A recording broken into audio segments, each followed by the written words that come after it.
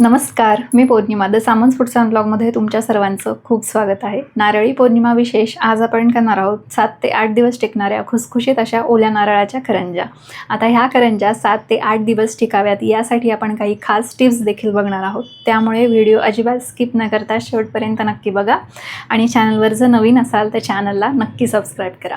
रेसिपीला सुरुवात करूया. सर्वप्रथम आपण इथे ओल्या नारळाच्या करंज्या करण्यासाठी आपल्याला साहित्य काय काय लागणार आहे ते आपण सर्वप्रथम इथे बघून घेऊया. तर इथे मी 2 कप एवढ्या ओल्या नारळाचा खीस घेतलेला आहे. त्यानंतर त्याच्या अर्ध्या प्रमाणामध्ये इथे 1 कप एवढा गूळ घेतलेला आहे. गुळाची पावडर घेतली. याऐवजी तुम्ही गूळ खिसून देखील घेऊ शकता. त्यानंतर इथे 1 कप एवढा मैदा घेतलेला आहे. 1 कप इथे बारीक रवा घेतलेला आहे. लक्षात घ्या इथे जाडा रवा वापरायचा नाही, एकदम 0 नंबरचा जो रवा आहे तोच इथे आपल्याला घ्यायचा आहे. त्यानंतर इथे थोडंसं मीठ घेतलेलं आहे. त्यानंतर इथे अर्धा चमचा एवढी खसखस घेतलेली आहे. 2 टेबलस्पून इथे साजूक तूप लागणार आहे मोहन करण्यासाठी आपल्याला. त्यानंतर इथे 1 टेबलस्पून बारीक चॉप केलेले काजू घेतलेले आहेत. इथे तुम्ही तुमच्या आवडीप्रमाणे कुठलेही ड्रायफ्रुट्स जे आहेत ते घेऊ शकता. त्यानंतर अर्धा चमचा इथे जे आहे वेलची पावडर घेतलेली आहे. आता साहित्य बघितलेलं आहे, कृती बघून घेऊया.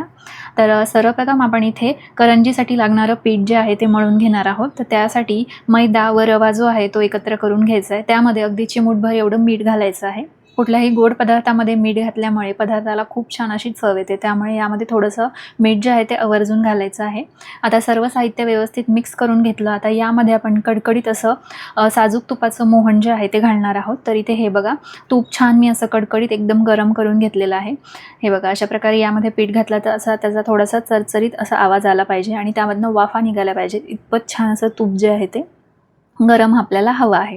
आता हे सर्व तूप जे आहे ते पिठावरती घालायचं आहे व एखाद्या चमच्याने ह्याला मिक्स करून घ्यायचं आहे. गरम गरम तूप आहे, हाताला भाजू शकतं. त्यामुळे सुरुवातीला अशा प्रकारे चमच्याने मिक्स करून घ्या व त्यानंतर हाताने व्यवस्थित छान असं चोळून सर्व पिठाला मोहन जे आहे ते लावून घ्यायचं आहे. अगदी प्रत्येक कणाला हे जे मोहन आहे ते छान असं लागलं पाहिजे, तरच आपली करंजी आहे ती छान अशी खूप वेळासाठी खुसखुशीत राहते व छान अशी टिकते. हे बघा, अशा प्रकारे जर तुम्ही मूठ वळून घेतली तर ती छान अशी घट्ट बांधल्या गेली पाहिजे व लगेच अशी आपण हाताने मोडली तर ती मोडली देखील पाहिजे. इतकी छान अशी आपली मोहन जे आहे ते व्यवस्थित छान असं आपल्या पिठाला लागलं पाहिजे. आता यामध्ये ज्या वाटीने आपण मैदा व रवा जो घेतला होता त्याच वाटीने इथे मी 1 वाटी एवढं पाणी घेतलेलं आहे. आता तेवढ्याच पाण्यामध्ये आपण हे जे पीठ आहे ते छान असं घट्ट मळून घेणार आहोत. अगदी एकदम घट्ट मळायचं नाही आहे, कारण यामध्ये आपण रवा घातलेला आहे.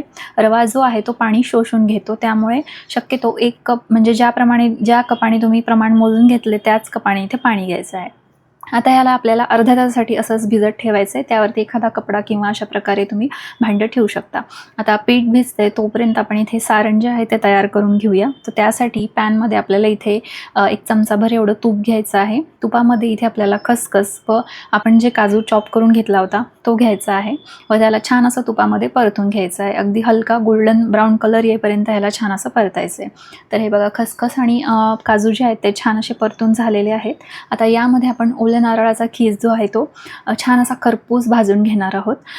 यामधलं मॉइश्चर कमी होईपर्यंत छान असं आपल्याला हे जे खोबरं आहे ते भाजून घ्यायचं आहे. असं केल्यामुळे आपली करंजी जी आहे ती 7 ते 8 दिवस टिकण्यासाठी मदत होते.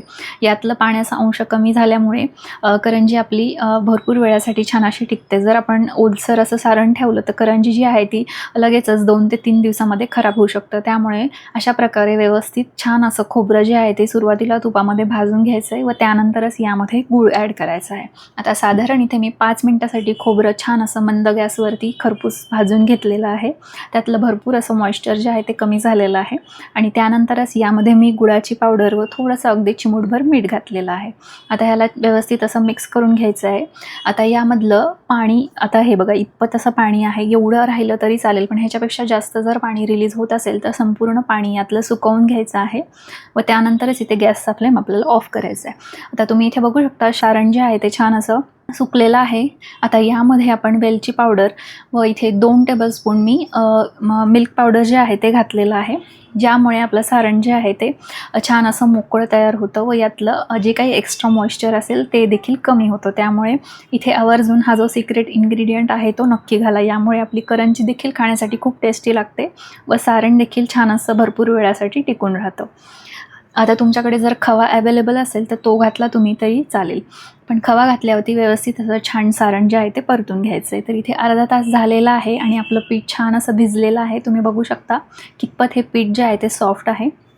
आता यामध्ये रवा घातलेला आहे, त्यामुळे हे थोडंसं पीठ असं घट्ट व थोडंसे असे ह्याला क्रॅक जाऊ शकतात, त्यामुळे छान असं ह्याला मळून घ्यायचं आहे व त्यानंतरच ह्याच्या करंज्या ज्या आहेत ते करायला घ्यायच्या आहेत. तर इथे बघा एक समान मी छान असे छोटे छोटे गोळे करून घेतले. आता करंजी आपण लाटून घेऊया. आता हे जर पीठ खूपच घट्ट झालं असेल तर तुम्ही ह्याला परत एकदा थोडासा पाण्याचा हात लावून मळून घेऊ शकता किंवा खलबत्त्याने ह्याला ठेचून घेतलं तरी पण पीठ छान असं सॉफ्ट होतं. आता इथे बघा आपलं पीठ छान असं मस्त घट्ट आहे व व्यवस्थित असं प्रमाणामध्ये पातळ देखील आहे, सॉफ्ट आहे, त्यामुळे इथे कुठल्याही प्रकारचं पीठ किंवा तेल लावायची गरज पडली नाही. एकदम छान अशी आपण ह्याची पारी जी आहे ती पातळ अशी लाटून घेतलेली आहे. अशाच प्रकारे व्यवस्थित अशी पातळ पारी लाटून घ्यायची आहे. जर जाड ठेवली तर आपली करंजी जी आहे ती छान अशी खुसखुशीत तयार होत नाही, त्यामुळे शक्यतो जितकं छान असं पातळ लाटण्यात येईल तेवढं छान असं इथे पातळ आपल्याला ही जी पारी आहे ती लाटून घ्यायची आहे. हे बघा मस्त अशी पारी इथे छान लाटून घेतली. आता यामध्ये आपण सारण भरून घेऊया. तर जितकं मावेल तितकं यामध्ये सारण भरून घ्यायचं आहे. आता इथे माझ्याकडे करंजीचा साचा आहे, त्यामध्येच मी हे करंज्या ज्या आहेत त्या तयार करून घेत आहे, म्हणजे जेणेकरून छान अशा मस्त एक आकाराच्या ह्या ज्या करंज्या आहेत त्या सर्व तयार होतील. आता सारण थोडंसं असं प्रेस करून घ्यायचं आहे. जर पीठ एकदमच अगदी कोरडं असेल तर तुम्हाला ह्याला कडेने पाण्याचा हात लावावा लागेल. जर पीठ व्यवस्थित छान असं मळलेलं असेल, सॉफ्ट असेल तर पाण्याचा हात लावण्याची गरज नाही.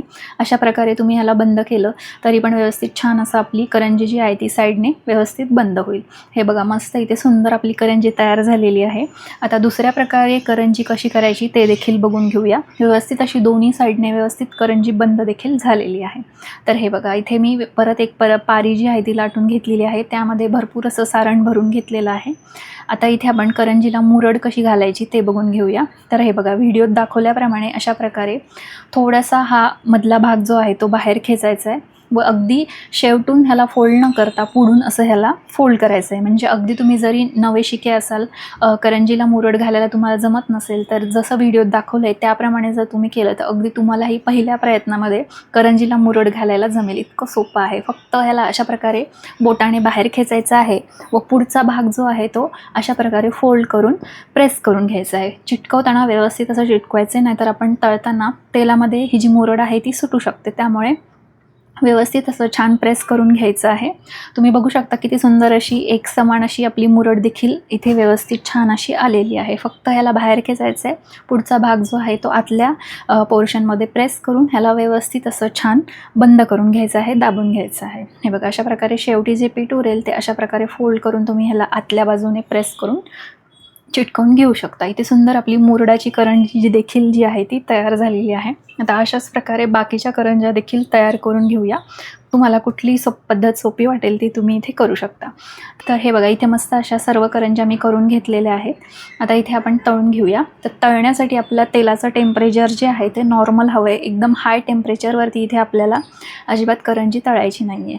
तर हे बघा बारीक गॅस करूनच इथे मी तेल जे आहे ते छान तापवून घेतलं आहे. यामध्ये एखादा गोळा जर तुम्ही सोडून बघितला तो अगदी अलगद असा वरती आला पाहिजे इतपतच आपलं तेल जे आहे ते गरम हवं आहे. जर एकदम कडकडीत तेलामध्ये आपण जर करंज्या तळायला गेलो तर आपल्या करंज्याला एकदम असे बबल्स येतील व आपली करंजी देखील व्यवस्थित तळल्या जाणार नाही.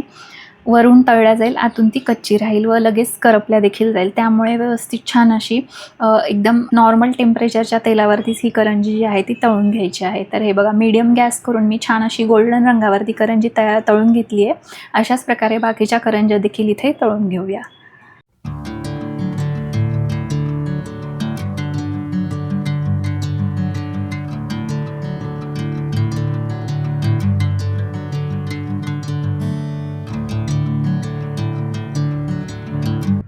तर अशा प्रकारे मस्त अशा खुसखुशीत ओल्या नारळाच्या करंज्या कशा करायच्या ते बघितलं व त्याचबरोबर ह्या करंज्या 7 ते 8 दिवस टिकाव्या यासाठी आपण टिप्स देखील बघितलेल्या आहेत. तुम्हीही या नारळी पौर्णिमेला ह्या करंज्या नक्की ट्राय करून बघा व कशा वाटल्या ते कमेंट करून नक्की कळवा. आवडल्यास लाईक, शेअर व सबस्क्राईब करायला विसरू नका. शेजारच्या बेल आयकॉनवरती क्लिक करा, म्हणजे असेच नवीन व्हिडिओजचे अपडेट तुमच्यापर्यंत येत राहतील. तर चला भेटूया नेक्स्ट व्हिडिओमध्ये. तोपर्यंत धन्यवाद.